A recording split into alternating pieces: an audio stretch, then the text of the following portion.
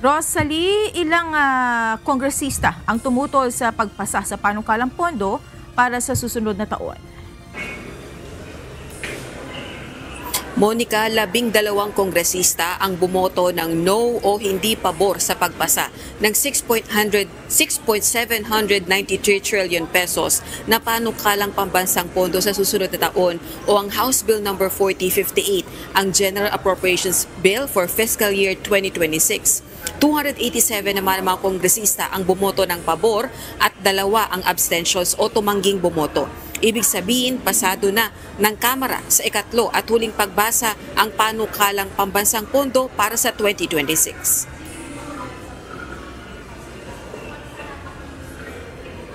Kinakailangang palawigin ng isang araw ang sesyon sa plenaryo ng Kamara para maaprubahan ng House of Representatives ang panukalang pambansang pondo.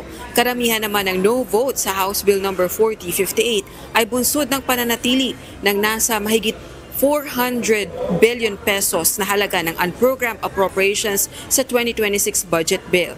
Pakinggan natin ang pahayag ni House Deputy Minority Leader, ML Party's Representative Leila De Lima. Nagiging kumbiniyenteng parkingan ang unprogrammed appropriations na mga dapat naman ay programado at obligado ng mga gastusin. This practice has created persistent false hopes and mass deception among the affected sectors and agencies. My stand against the unprogrammed appropriations is a constitutional imperative. Wag lang zero, kundi no, no, UA, go away.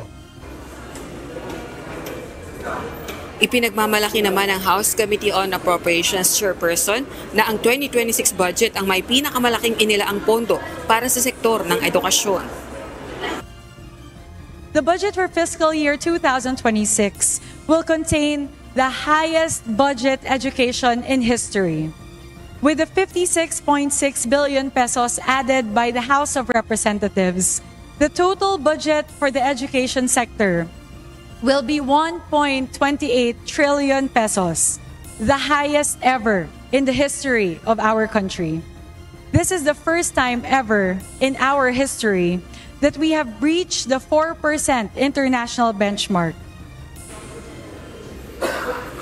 Gayunman, pinalagan ito ng ilang kongresista sa minority bloc. Hindi sapat ang suporta sa ating kabataan, lalo na sa gitna ng lumalalang krisis sa edukasyon.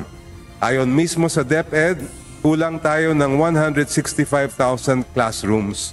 Ngunit sa 2026 budget, at most 25,000 classrooms lang ang maaaring maitayo sa susunod na taon.